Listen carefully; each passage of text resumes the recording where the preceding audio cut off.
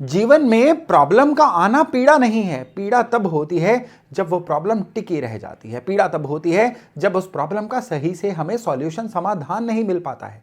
कहते हैं ना कि प्रॉब्लम केवल 10% होती है, 90% आप उस प्रॉब्लम को रिएक्ट कैसे करते हैं वो जीवन में पेन बनाता है। तो इन चीजों का केतु से सीधे सीधे संबंध है। तभी केतु के इस वीडियो में मैं सबसे पहले प्रॉब्लम से शुरू कर रहा हूं। केतु के बारे में ढेरों ढेर कहा जा चुका है। मेरी केतु के 12 घरों पे सीरीज भी है, आप चाहे तो इस वीडियो के बाद उसको भी देख सकते हैं, जिससे आपको यह भी क्लैरिटी हो जाएगी कि केतु आपकी जन्म कुंडली में जिस भी घर में है वो आपके जीवन को वहां पे किस तरह से प्रभावित कर रहे हैं। लेकिन आज केतु की कुछ ऐसी अनकही बातें आपसे मैं शेयर करने वाला हूं जिनको समझना आपके लिए बड़ा जरूरी है। क्योंकि जब केतु की दशा आती है ना, 7 साल जो होते हैं वो केतु के जीवन में नॉर्मली ज्यादातर लोगों के लिए बड़े पेनफुल होते हैं। लेकिन किन लोगों के लिए पेनफुल नहीं होते? जो जाने अनजाने में या जानबूझ के केतु को समझ के बिहेव करते हैं।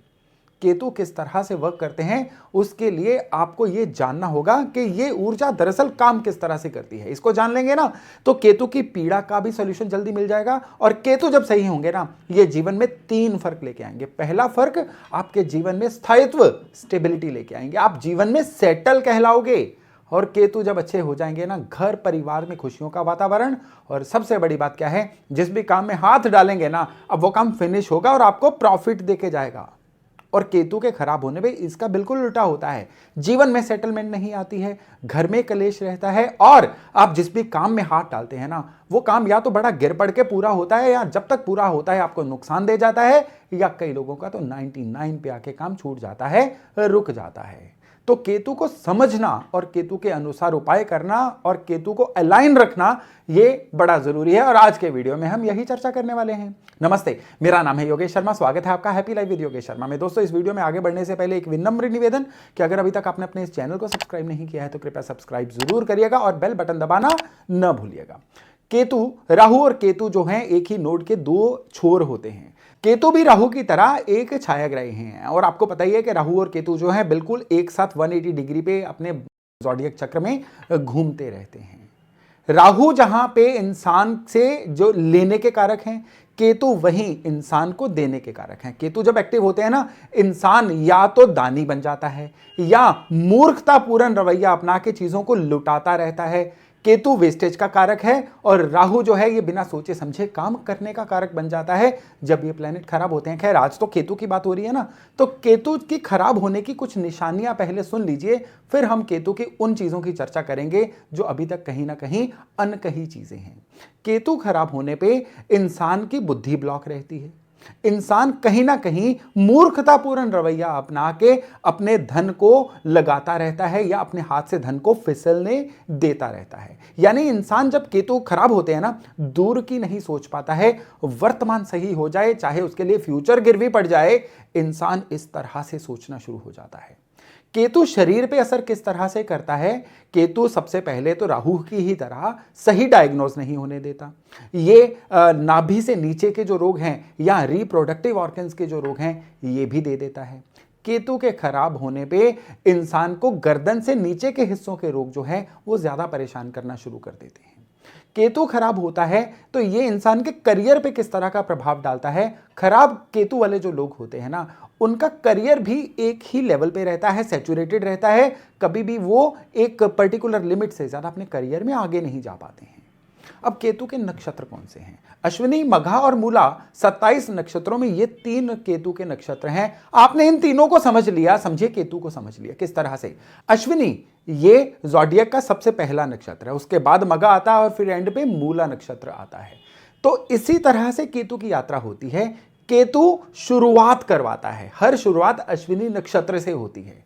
तो जब केतु चल रहे हैं, ये आपको इंस्टिगेट कर रहे हैं, केतु आपको ट्रिगर करना चाह रहे हैं कि आप अपने जीवन में अब कोई नई शुरुआत करिए। जो चीजें चल रही थी ना, अब वो उसी तरह से आपके लिए काम नहीं करेंगी। आपको अपना बिहेवियर पैटर्न बदलना है, आपको अपने आसपास के लोग चेंज करने हैं। लोग किस तरह से चेंज करने हैं?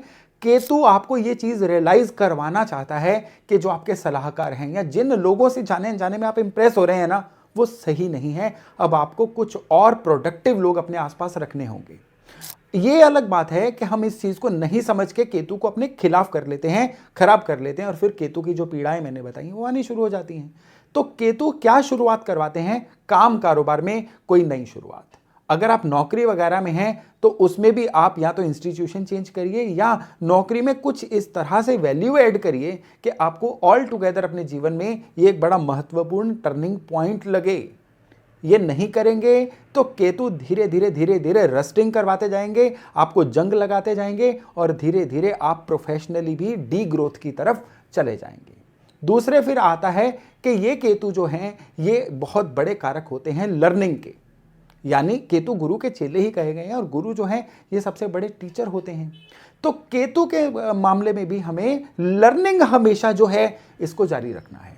शरीर के अंगों में केतु कान को भी कहा गया है। जी हाँ, कान, कान का मतलब ये फिजिकल कान जो वो तो होते ही हैं।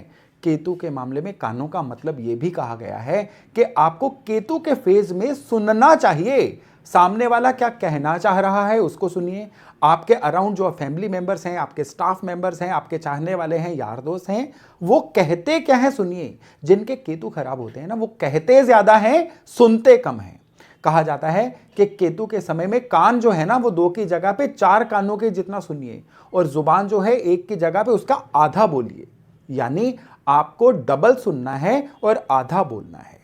इसका एक और मतलब है कि आपको हमेशा ऑब्जर्वर रहना है। आपके आसपास क्या घटित हो रहा है सामने वाले को बोलने दीजिए, सामने वाले के मन की बात समझिए और फिर बिहेव करिए। केतु आपके खराब होंगे ना, सुनना ही बंद कर देंगे आप। मेरी सुन लो, मेरी कह लो, मेरी मान लो, और इससे नुकसान भी आप ही का होगा, सामने वाले का नहीं होगा।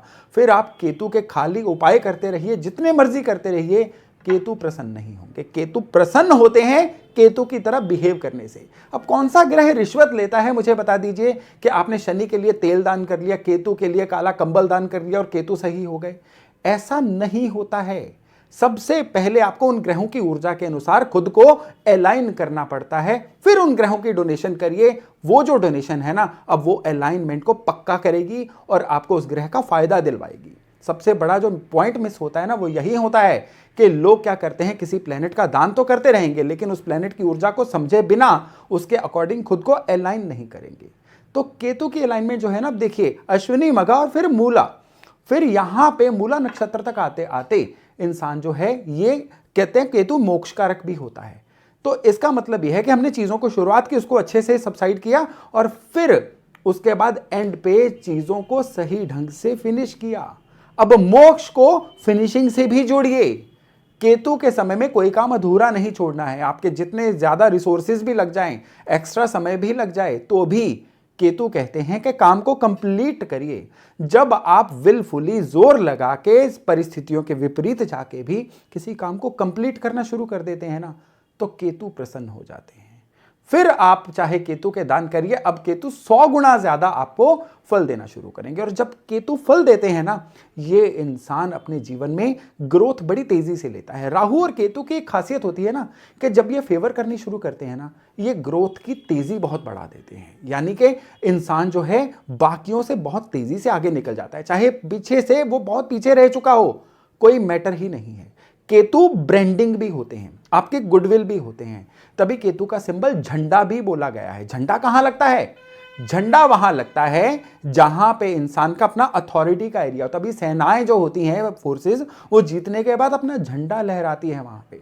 तो केतु आपकी अथॉरिटी को भी स्टेब्लिश करता है। तो केतु सही रखेंगे ना, आपकी अथॉरिटी स्टेब्लिश होगी, आपका ब्रांड बनेगा, आपका नाम बनेगा, आपकी गुडविल बनेगी। और जिनका नाम, ब्रांड, गुडविल बनती है ना, पैसा बाय प्रोडक्ट बन जाता है, अपने आप आता है। कहते हैं ना, पैसे के पीछे भागेंगे पैसा नहीं आएगा, एक्सीलेंस के पीछे भागिए, पैसा खुद ब खुद आएगा। ये एक्सीलेंस जो है ना, ये अंडरलाइन कर लीजिए, इसका ही दूसरा नाम केतु है। केतु का मतलब है अपने काम में पारंगत हो जाइए। किसी काम को शुरू करना, उसके प्रोसेस को सही रखना और फिर उस काम को फिनिश करना। आप केवल इसका अभ्यास कर लीजिए अगर आपकी केतु की दशा चल रही है। खराब केतु वाले ना ढंग से काम को शुरू कर पाएंगे, शुरू करते वक्त बहुत ज्यादा सलाह में पड़ जाएंगे या काम को पेंडिंग डालते रहेंगे कि कल पक्का शुरू करूंगा, अगले महीने शुरू करूंगा, मुहूर्त नहीं है, ये फलानी चीज है, ढिमकानी चीज है। तो शुरू ना करना भी खराब केतु की निशानी। काम के प्रोसेस के बीच में कोई ना कोई कॉम्प्रोमाइज कर लेना और बीच में प्लान चेंज कर देना, ये केतु की खराबी। और एंड पे काम को बिल्कुल एंड पे आके किसी ना किसी वजह से छोड़ देना, केतु को सुपर खराब कर लेना। तो चलिए, ये तो था केतु को अलाइन कैसे करना है। केतु की दशा अगर आपकी है तो उसको कैसे करना। केतु हर घर में, मैं दोबारा कह रहा हूं, फल कैसे देता, उसके लिए मेरी केतु की सीरीज को भी जरूर रेफर करिएगा। लेकिन अभी एक विशेष चीज जो आपको अपने घर में भी केतु को सही करने के लिए करनी होगी। आपके दरवाजों के कब्जे, आपके दरवाजों के लॉक, आपके घर का फर्श, आपके टैप्स, जो टैप्स के जो पाइप के जो जोड़ होते हैं वो, और आपके शरीर में भी आपके उंगलियों के घुटनों के या बाकी जोड़ जो होते हैं वो भी, ये सारे के सारे केतु के द्वारा कंट्रोल्ड होते हैं।